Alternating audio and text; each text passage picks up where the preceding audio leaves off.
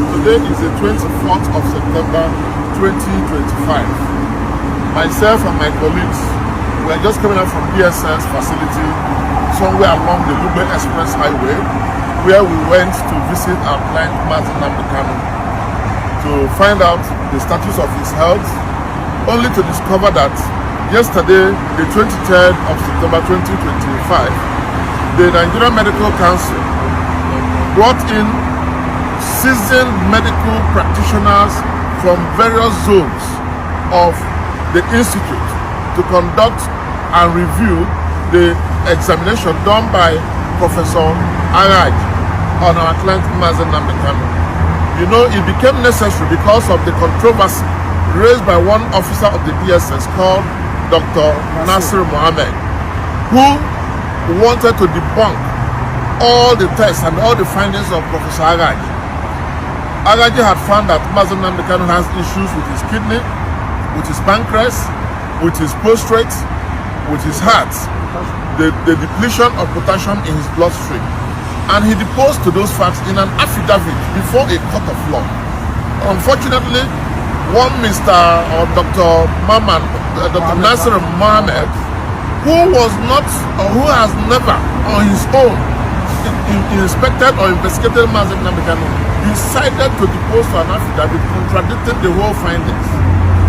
Thank God the Attorney General of the Federation, Fagbemi SAN, wanting to do justice, we believe, now requested the Medical Council to give him an independent body to review or to reinvestigate Nnamdi Kanu's status. As we are here today, the 25th, we want to tell you that, the 24th of September 2025, we want to inform the world that this team of doctors confirmed the findings of Professor Araj and also discovered more. As a matter of fact, they found out that Mazi has an issue with the nosary that requires urgent medical surgery. Now, this he incurred as a result of torture in Kenya, in the hands of the Kenyan security operatives and their Nigerian collaborators when they renditioned him from Kenya to Abuja, Nigeria. So the situation of Nnamdi Kanu's health, as we are saying today, is deteriorating by the day.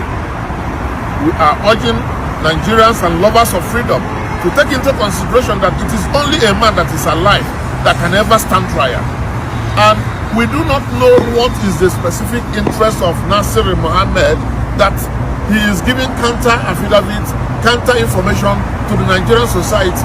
What does he have to gain from the ill health of Nnamdi Kanu? Please, we want our country to understand that Nnamdi Kanu, who has not committed any crime known to law, is suffering injustice and punishment for something that does not exist. Nnamdi Kanu only believes in the freedom of his people. He believes in self-determination. He is fighting for self-determination, and we trust and believe strongly that on Friday, that everything, all this drama, all this shenanigans will come to an end. We believe and trust Justice Omotosho. We know that he will do justice. We believe and trust that the laws of Nigeria will be respected, at least even if it is for once. The federal government of Nigeria will respect the laws and the constitution of this country. Gentlemen, ladies and gentlemen, Nnamdi Kanu, who is suffering, who is dying gradually, courtesy of the federal government of Nigeria, is still strong in spirit. He is still strong in his opinion. He is still strong in the heart. We only want him to be alive to the end of the trial.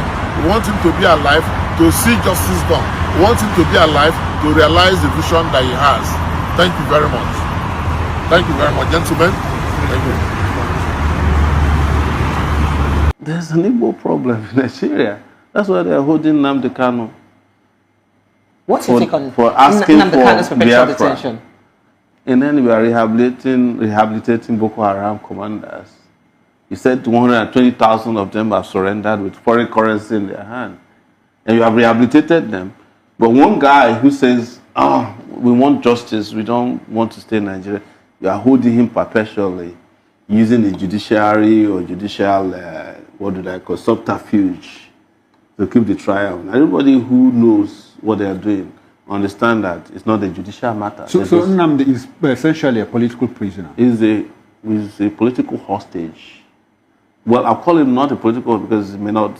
Whomever is in power, except me, will keep him in jail. So do you think that Igbos generally are endangered species in Nigeria? Going back what you just narrated. The truth, that's the truth. Nigeria did not forgive Igbos since the end of the Civil War. What did they do? Because they challenged the real estate of the British called Nigeria. So, and they didn't forgive them since then. So everything has been done after that. We know this is the unspoken truth about the country called Nigeria, that they did not forgive Igbos for the Civil War. The Igbos were the victims and they have forgiven the victims. So why is it difficult for the victors to... You are preaching to the choir. And because he had mentioned once that, in an interview he had mentioned that the Igbos will never be president of Nigeria. That is a perpetual, narration to keep the Igbos where they are. Yeah, so no, it's not about even the presidency. If they find an Igbo man that is malleable, that can work in their interests, they can make him president if he doesn't have any power.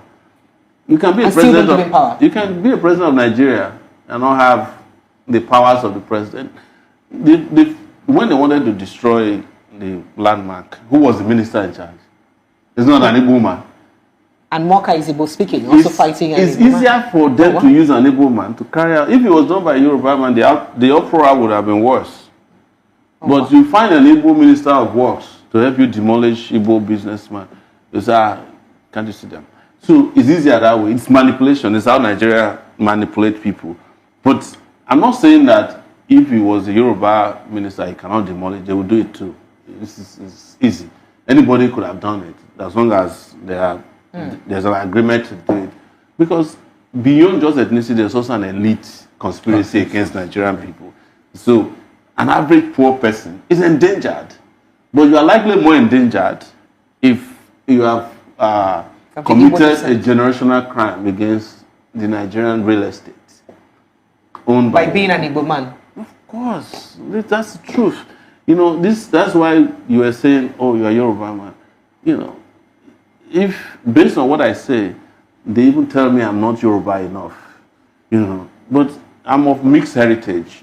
There's a part of me that is Ijo. Okay. And we are the Ijo speaking Yorubas. We're the Yoruba speaking Ijos in Ondo State. Okay. So they call us Ijo Apoy. Ilaje area. No, it's Ilaje. So we're next to Ilaje. Okay. But my great grandparents came from Yoruba side of things. But the stream that Sowore is named after is in Ijebu waterside. Because that's how they came. So, but I don't speak to people based on ethnicity. I don't define myself based on my ethnic heritage, even though I do not deny it. But because it underlies our humanity to be assigned an ethnic position before you can be respected. Are you getting my point? Or before your views can carry, so you have to be a Yoruba man. And then it was, So we've had here comes one of them. We've had Rwanda manage the same ethnic issue in their country with the Tutsi thing after years of genocide. Are you sure they managed it? Well, to a reasonable extent. They have to manage it through genocide. And Nigeria after genocide management. So this is what you should understand. Okay. Nigeria also managed the Igbo problem through genocide. 4 million Igbos. Yeah, I was coming to that. Is that not genocide? But you know the problem I have sometimes even with some of our people is that the same people who shot and killed them are more popular in their midst than those who support their rights. The Obasanjos of this world are embraced as authentic people, but these are the people who went and used third commando to massacre Igbos. What did they name this airport after? Murtala Mohammed, one of the most notorious killers of Igbos. Buhari, they kill Igbos. Danjuma, they kill Igbos. Gowon, they kill Igbos. But they even love them more than they love those of us who are fighting. People challenge me that they hate me because I support Nnamdi Kanu, and I said, so be it, because I know that I'm supporting justice, and I cannot support injustice because I want political favors from a country. If you want to keep carrying out genocide of political nature or continuation of it, you can go ahead. Keep voting for the criminals who are perpetrating it. Let the forest be voting for the acts because the handle is from one of them. Okay. Yeah, I said something. I would like you to touch more on it. I mean, the Igbos were the victims. Now they are forgiving the victors. There is no place you don't find the footprints of Igbos across the length and breadth. That's why I say you are preaching to the choir. It's not, Igbos are not only in Nigeria, they're all over the world. I went to Alabama in the US, and the only pharmacist there is an Igbo man. Selma, Alabama. You've heard about Selma. Yeah. It's one of the homes of the civil rights movement, where they cross that Petra Bridge. Exactly. Igbo man is there. Most likely that's what you find in every community in the US.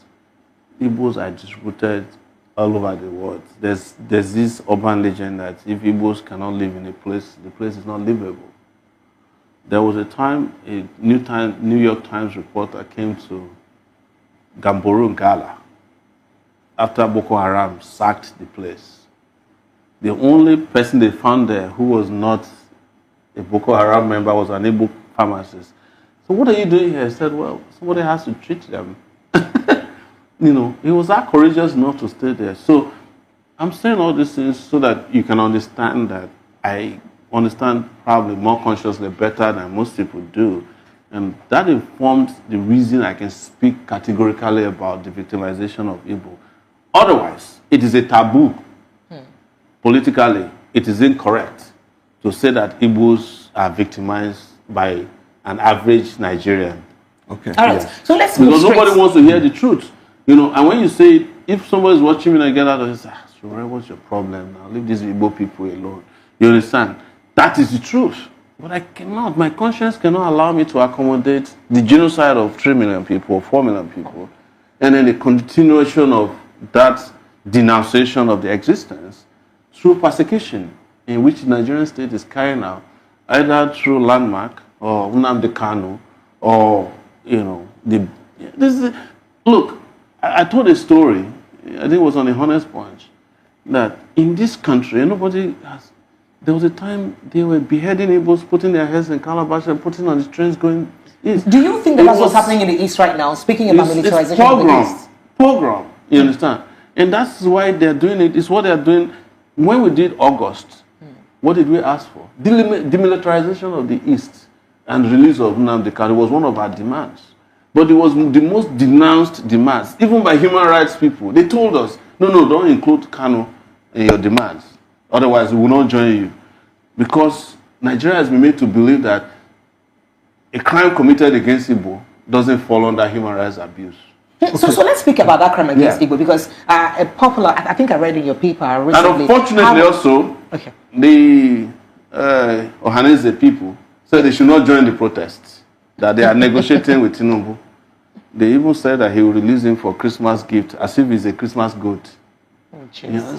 All right, so speaking about this militarization of the Southeast, recently I read in your platform, a popular media mogul, owner of a media platform in Lagos State, was dehumanized in the Southeast. He was traveling through Anambra State to Asaba Airport, and he was accosted. He and about 3 DSS officials were accosted by military personnel who dehumanized them, told them to lie on the floor. In fact, told them they were going to shoot at them, told them that they were ipob. Do you think there has been accusations that most of the people killed in the Southeast in the guise of ipob are really not ipob, but they were killed by military? Do you think that this is exactly what's happening? These guys are burning down villages, Nigerian army.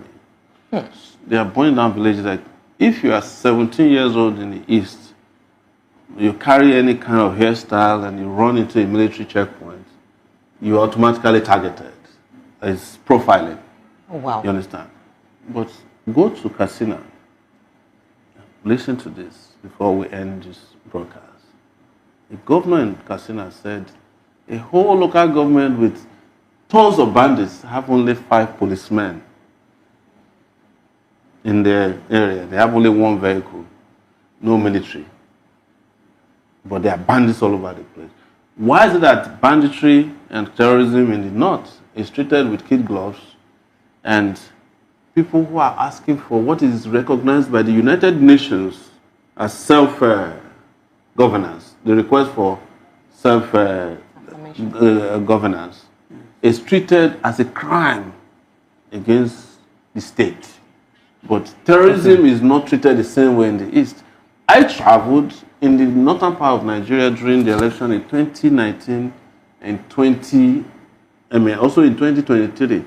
You can drive all the way from some of the most,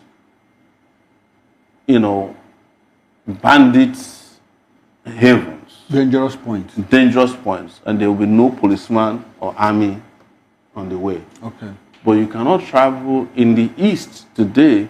Is 1 kilometer, 1 military battalion. Unfortunately, that is what it is.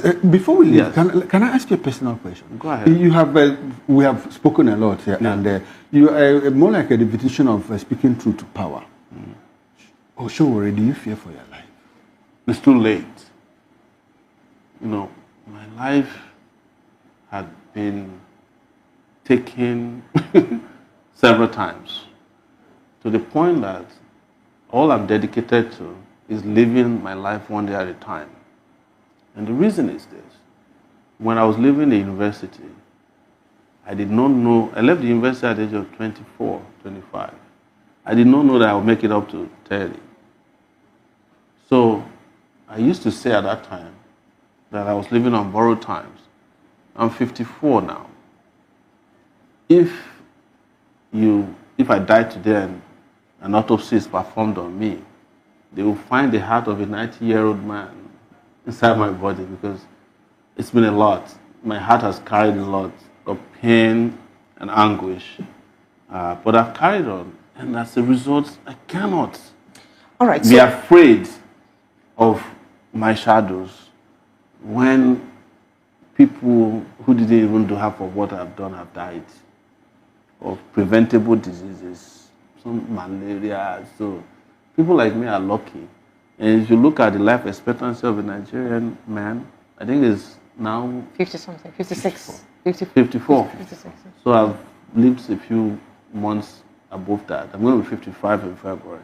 I've tried. You're not going anywhere yet. Well, before you go, before you start going where you want to go to, let's look at 2027. There's been lots of chess playing here and there against 2027, and then coalition of some people are already saying that there is no way anybody can beat Ebola Tinubu in any election, irrespective of his performance. No, you can if they don't come together. What do you think is the way forward? You can beat Tinubu in an election, but you cannot beat him in this election, and that's what they are planning.